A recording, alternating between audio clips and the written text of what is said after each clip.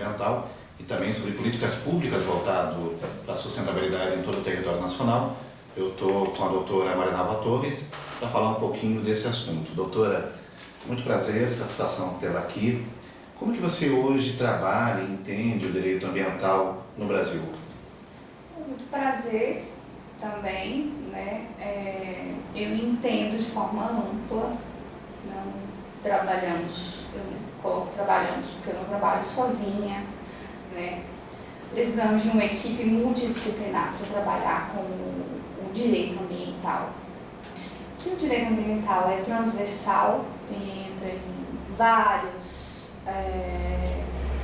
áreas, tanto da vida pessoal, quanto da vida política, quanto empresarial, na indústria, questões de tecnologia, educação e principalmente a área científica, que é hoje onde eu entendo que eu me encontro. Quando você reporta a área científica, a gente sempre pensa em projetos que possam elaborar para a melhoria como um todo do nosso país. É nesse sentido, como é que hoje está de fato essa questão científica com o direito ambiental? Atualmente, a gente entende o seguinte, que a área científica, ela busca conhecimento, principalmente em desenvolver enquanto um todo, né, o ser humano. Então, é nesse sentido, buscar alternativas e soluções para que o ser humano continue nesse planeta, né? Que continue preservando o que a gente tem. Não pensar em... Bom, eu penso o seguinte, vou dar uma opinião pessoal, tá? Eu penso em recuperar o nosso planeta e não pensar em, por exemplo, ir para Marte ou habitar um outro planeta. Eu penso em recuperar o nosso, é assim que eu penso. Essa é uma opinião pessoal. No final da década de 2000 e 2010, existia um estudo de Harvard, onde mostrava que o dinheiro gasto com a corrida armamentista, ele resolveria parte desse valor, não o valor todo o problema da água potável no planeta. Eu compartilho também da sua visão. Eu acho que é importante a pesquisa espacial, mas é importante olhar para dentro do nosso mundo e ver tudo aquilo que poderia ser implantado com recurso, ainda mais recurso de 3 empresas privadas, né? Poderia se fazer muito benefício e melhorias para o planeta Terra como um todo, não é? Buscando essa questão de soluções, e agora voltando sim à área do direito, nós trabalhamos tentando implantar políticas públicas e regulamentação da área de leis, né, que solucionem esse problema. Por exemplo, pagamento de serviços ambientais é uma das pautas, crédito de carbono é outra pauta. Podemos também trabalhar com os programas, que é programa voltado para o clima, o programa voltado para a questão do resíduo sólido, tecnologias de sustentabilidade, inclusive na área de dados, né, que hoje é uma das pautas mais discutidas. Exemplo, atualmente o advogado ele trabalha com processos que são digitais. Há décadas atrás a gente não pensava nisso, né? Há menos de 10 anos. Menos de 10 anos. Então, essa rapidez na mudança das ideias, na mudança desses paradigmas, é que talvez tenha deixado o ser humano hoje, alguns inclusive doentes, né? Então, por isso que o direito ambiental, inclusive, entra na área da saúde. Então, nós temos que tratar como ciência, não tem como a gente tratar de outra maneira. A pauta de crédito de carbono é uma pauta meio duvidosa no seguinte sentido da sua aplicação. Costumeiramente, há um desentendimento da clareza, da aplicação disso. Como que hoje é possível fazer essa compensação de fato, com toda a segurança viável do crédito de carbono no Brasil? Justamente por conta da falta de clareza das leis, né? É por conta da lei em si? Não, é porque precisa de uma equipe multidisciplinar para tratar do crédito de carbono. Por exemplo, nós precisamos de um engenheiro ambiental, ou um engenheiro florestal, um biólogo, um engenheiro civil, um engenheiro sanitarista. E é óbvio que depois desses estudos entra o jurista. Então não tem como apenas o jurista tratar desse assunto. É por isso o desentendimento. E às vezes é difícil administrar os egos, não é? Principalmente na área do direito, doutor. Mas acho que uma grande dúvida que as pessoas têm é quem pode fazer essa compensação, doutora? Quem pode compensar de fato o crédito de carbono? O que a lei hoje diz a respeito disso? Ou quem deve compensar, na verdade, também, né? Que eu acho que é uma outra pergunta que a gente pode estender também na sua resposta. Eu entendo, a minha opinião pessoal é diferente Claro. da lei, tá? Minha opinião pessoal é o seguinte: todos nós devemos compensar de alguma maneira. Qualquer ser humano. Qualquer ser humano. Porque já estamos num déficit ambiental, né? O planeta está em déficit ambiental. Então, todo ser humano deve fazer alguma coisa para contribuir. Mas, em se tratando de lei e diretrizes voltadas ao direito ambiental, é o poluidor pagador quem deve fazer esse pagamento. Aquele que polui mais deve fazer o pagamento ou compensar de alguma maneira. E se tratando de leis e de tratados internacionais, inclusive, que essas diretrizes vêm desses tratados internacionais, o Acordo de Paris, trazendo isso para a nossa realidade. Dentro do Brasil é um pouquinho complicado, porque o poluidor pagador ele não tem essa consciência, ou não existe uma fiscalização de fato que faça ele pagar. Deveria ter uma fiscalização em cima desses poluidores pagadores de forma maior, né? Nós não temos profissionais suficientes, profissionais da administração pública que façam essa fiscalização. Só um parênteses. Você acredita que o caminho seja esse, mais pertinente, de fiscalizar, ao invés de tentar trabalhar uma cultura, uma conscientização? Você acha que a fiscalização é o caminho mais coerente? Não, acho que tem que ter equilíbrio, inclusive, na questão da fiscalização e da conscientização. Os dois caminhos têm que seguir juntos, né? Você tem que fiscalizar e, ao mesmo tempo, você tem que nós, enquanto sociedade, temos esse dever de conscientização. E o cientista, inclusive, levar essa informação onde precisa chegar, né? Tratando do direito em si, nós temos que ter essa pauta mais discutida. Por exemplo, as cadeiras de direito ambiental dentro das OABs tem que discutir essa pauta, né? Então, é a sociedade enquanto todo, né? Então, tem que ter essa conscientização e a fiscalização ao mesmo tempo. Você tocou num ponto super interessante, que é a questão do ser humano. O cidadão comum, pagador de imposto, como que ele pode adquirir essa consciência de também compensar aquilo que ele gasta? Aí eu sei que é uma questão meio difícil, né? Não é difícil se eu entender como direito tributário, né? Se a gente aplicar a lei tributária hoje para aquele que cuida de fato do meio ambiente, paga menos imposto.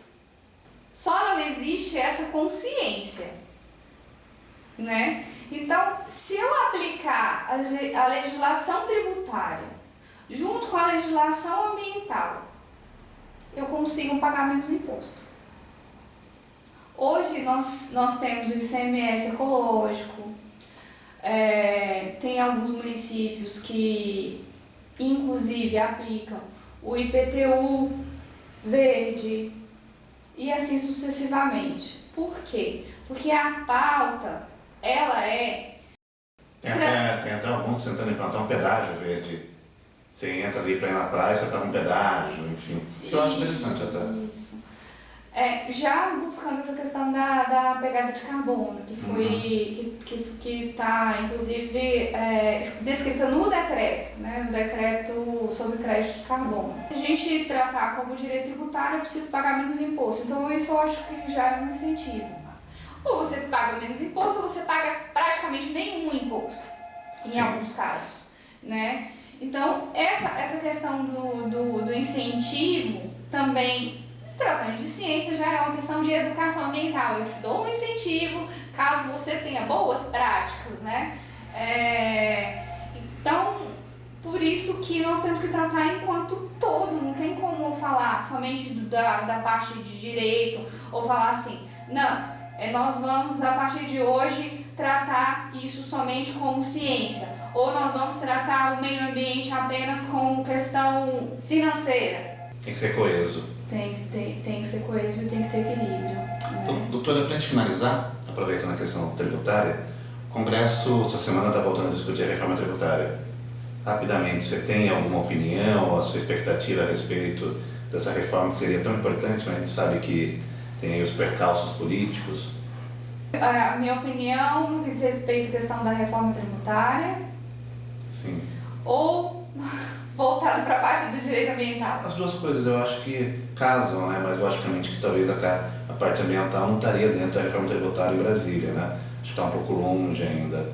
Mas uma reforma tributária perfeita, como é que você faria encaixando o direito ambiental? Encaixando o direito ambiental é encaixar essa parte do equilíbrio e do incentivo para aqueles que de fato cuidam do meio ambiente, que paguem menos impostos cada vez mais, sejam isentos nesse sentido, pois dessa forma nós vamos conseguir trazer recursos de fora para dentro do país. Atualmente eu sou presidente de uma federação, que chama-se Federação Nacional do Meio Ambiente e Sustentabilidade, em que nós buscamos trazer esses fundos quantitativos de devedores ou devedores pagadores de fora para dentro do país. Qual a dificuldade maior que você encontra? A dificuldade maior é o sistema financeiro, por incrível que pareça. Nosso sistema financeiro hoje não está compatível com o sistema financeiro lá fora. Vou te dar um exemplo. Um devedor pagador de fora tem valores vultuosos nesses fundos, acima de bilhões, mas são bilhões de dólares. O nosso sistema financeiro não consegue, de forma automática, receber um fundo dessa quantia. Por quê? O nosso PIB, por incrível que pareça, às vezes alcança um fundo apenas. E de maneira científica, nós fizemos uma pesquisa e nós somos credores, nós, Brasil, somos credores de no mínimo 192 fundos internacionais dessa natureza. Então, o desafio hoje é como encontrar uma solução. E aí não entra nem no direito tributário, nem no direito ambiental, mas no direito financeiro. Do direito financeiro, conseguir equalizar para recepcionar esses fundos e de fato esses recursos entrarem para nosso benefício, ou benefício do nosso país. Só para finalizar, é uma pauta que hoje está tendo discussão no cenário político ou ainda não? Não, estou colocando como discussão agora nesse momento no teu programa. Perfeito, com certeza a gente vai estar acompanhando também a evolução disso e o Ecobagagem está sempre à disposição. Agradeço. Muito obrigado pela entrevista. Obrigada. A gente vai para um rápido intervalo, voltamos na sequência com mais uma entrevista falando sobre direito ambiental aqui no Ecobagagens. Até já.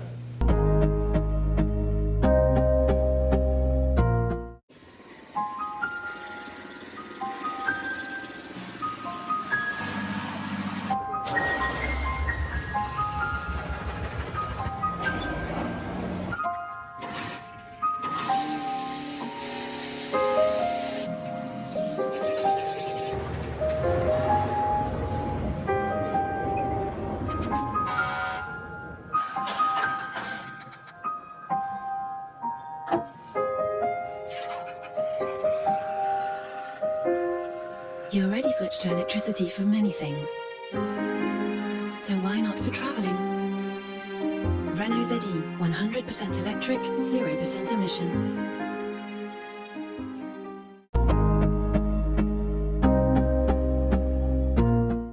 Retornamos com a Ecobagagens hoje falando do direito ambiental, mas um direito ambiental na prática, mostrando como ele pode ser competitivo e também, ao invés de tirar, ele pode somar. Muitas pessoas acham que o direito ambiental ele restringe, na verdade não. Ele é uma ferramenta indispensável para o crescimento econômico, municipal, em todas as esferas.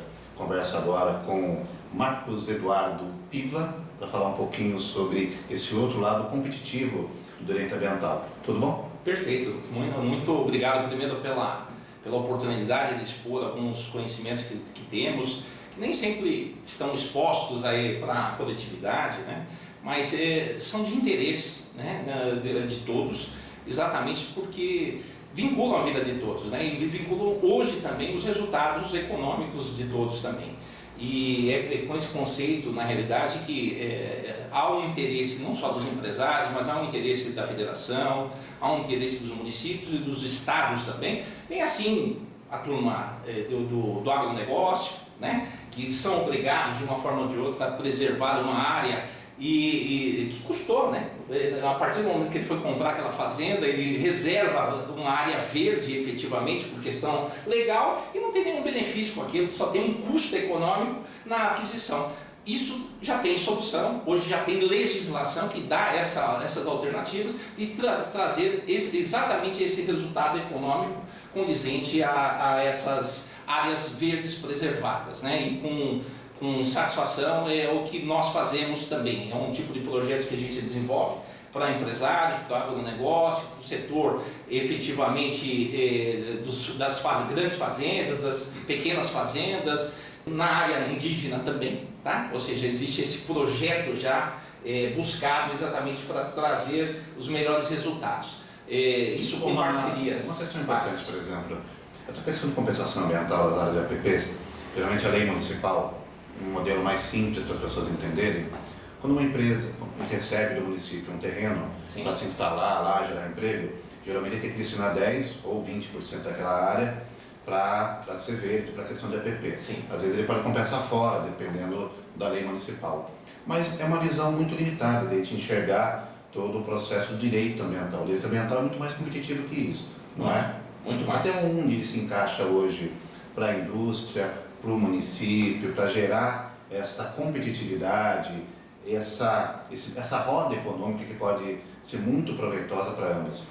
Então, na realidade hoje se encaixa em tudo, né? Na realidade, assim, a partir do momento que o empresário hoje ele quer para ser mais competitivo, ele tem que ter preços menores e custos menores, efetivamente, inclusive de impostos. E um dos projetos que desenvolvemos dentro da função jurídica é exatamente esse desenvolvimento de projetos verdes, aplicação dos projetos verdes para ter diminuições dos custos, sejam municipais, sejam estaduais, sejam federais. E com esse conceito traz a competitividade, traz a empresa nacional para o que ela tem hoje de privilégio. Então o Brasil hoje tem um privilégio chamado meio ambiente e com base nesse meio ambiente, na realidade hoje é uma capitalização possível e necessária, eu diria, para termos competitividade e melhor competitividade internacional. A partir do momento que reduzimos os impostos para as empresas nacionais, o que geram efetivamente um custo, um dinheiro dentro da própria empresa, existe uma possibilidade de ter uma redução dos custos para o consumidor. Veja que é um interesse coletivo, existe um interesse coletivo, o empresário ganha, o Estado ganha e todos nós ganhamos, inclusive os consumidores. Então esse é o contexto de hoje. Esse é o contexto de hoje. Hoje nós temos uma indústria que precisa ser competitiva. Sim. É bom que se diga sempre isso, que sofre com uma carga tributária absurda, né? Sim, sim. Nós estamos vivendo aí essa polêmica da Zona Franca de Manaus, sim, que na realidade era para trazer mais competitividade, mas aí tem aí uma inversão de poderes aí no Brasil no momento. Como que você analisa essa questão da indústria que busca ser competitiva, da aplicação do direito ambiental específico dentro do setor industrial? Você já citou algumas possibilidades, mas eu acho que é legal a gente também mostrar, olha, se eu fizer isso eu consigo reduzir aqui, porque precisa de soluções, né? Ainda mais para um país que está se recuperando, né? E a indústria é o carro-chefe. A indústria é o carro-chefe e daí vem todos os associados, os interesses sociais, como o emprego, como efetivamente os recolhimentos e as tributações que são grandes no Brasil. Para competirmos, principalmente com os países asiáticos, na realidade, precisamos de custos menores. Um dos nossos interesses de aplicabilidade do meio ambiente para a indústria é exatamente este. É a redução desses custos que trarão efetivamente melhor competitividade, inclusive para batermos com as empresas internacionais, principalmente as asiáticas, que vêm às vezes com valores muito aquém, até dos custos mesmo, e sabemos como vem isso, mas não devemos entrar por essas linhas, mas sim devemos efetivamente trazer o conceito de aplicabilidade, de redução dos impostos e tornarmos, por exemplo, São Paulo, com as suas indústrias, mais competitivas. Então não precisaríamos ir diretamente para outros setores da federação, como foi citado Manaus, né? E efetivamente trazermos e mantermos as empresas dentro do próprio São Paulo, onde temos já mão de obras treinadas para isso, não existe o custo de mudança, que também é um custo fantástico para os empresários, né? E qual que essa seria a lógica de aplicabilidade do meio ambiente para trazermos melhor, tornarmos os paulistas ou qualquer outros estados em melhores condições de disputarmos exatamente essas questões internacionais. O empresário brasileiro ou o empresário paulistano, ele ainda tem um desconhecimento da aplicabilidade, da praticidade do direito ambiental? Tem. Na realidade, pouca gente, poucos escritórios, na realidade, tem essa especialização e tem essa prática, né? Uma coisa é você ter a doutrina, outra coisa é você ter a doutrina associada com a prática. O nosso escritório tem feito efetivamente esse tipo de prática, trazendo desde o acompanhamento do projeto, trazendo o acompanhamento dessa equipe multidisciplinar exatamente para atender a necessidade do cliente. Claro que é caso concreto, né? Caso concreto, a análise do caso concreto efetivamente não é uma questão associada a pegar um projeto de e fazer isso multiplicado para os demais. Não existe isso. É a aplicação de caso concreto, um a um, é visto e analisado de acordo com a necessidade efetivamente de adequação ao meio ambiente e as regras do meio ambiente, que são em sua maioria auto-aplicáveis, né? E assim mesmo que tem se regulado o mercado. Tanto é que hoje a variante do mercado financeiro, ela não só se expõe de uma forma clara e vinculada com um tipo de projeto. Então não é qualquer tipo de projeto que é aceito pelo mercado financeiro. Os projetos eles precisam ter algumas adequações e essas adequações todas são por nós aplicadas dentro desse conceito de trazer os melhores resultados aí aos empresários. Qual é o primeiro ponto crucial que o direito ambiental pode ajudar o dono de uma indústria, o empresário, no primeiro momento? No primeiro momento, é claro, ele se assusta um pouco, fala, não, meu Deus, né, será que é mais um ISO, né, eu vou ter a burocracia de um ISO? E falamos que sim, que a primeiro plano, na realidade, existe esse investimento necessário, mas um ganho em vários setores. Um deles é o setor de mídia, ou seja, efetivamente a empresa é melhor vista pela sociedade, pelas licitações públicas, que ele tem direito de prioridade sobre... Ela capacita.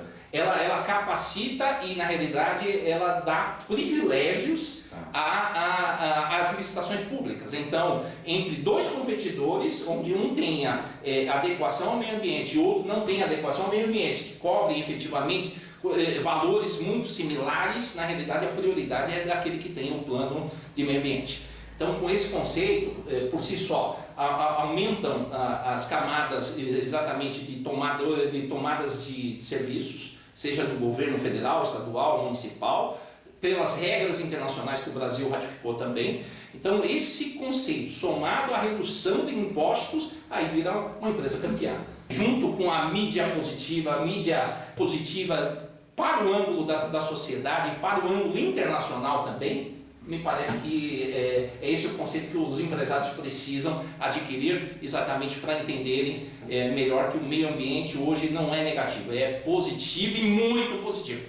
Dentro do trabalho que o escritório de vocês oferece, qual é o tempo que se coloca, se apresenta para conseguir essa redução de impostos para uma determinada empresa, uma determinada indústria? Não existe é claro, um tempo legalmente constituído, mas existe um histórico. O histórico hoje demora entre começo, meio e fim, esse projeto de 1 ano a 1 ano e 6 meses. Ou seja, de 12 a 18 meses, esse é o tempo histórico que se cria todo esse ordenamento e exatamente a implantação disso dentro do conceito da empresa e os benefícios fiscais. Interessante a questão do benefício fiscal, que o Brasil é um país que tem várias oportunidades, mas ainda não se consegue aproveitar corretamente, né? Onde entra muito o trabalho de vocês, não é? Exatamente. É isso que a gente se propõe, né? Na realidade, primeiro para ajudar o meio ambiente mesmo, que somos todos nós, né? Que somos todos nós estamos dentro desse conceito e queremos entrar e fundamentar cada vez melhor isso com as regulamentações do governo. Existem legislações novas que efetivamente trazem essa força ao poder econômico, tá? Ou seja, o interesse efetivamente financeiro dos bancos como ativo financeiro, ou seja, o crédito hoje do meio ambiente vem como ativo financeiro.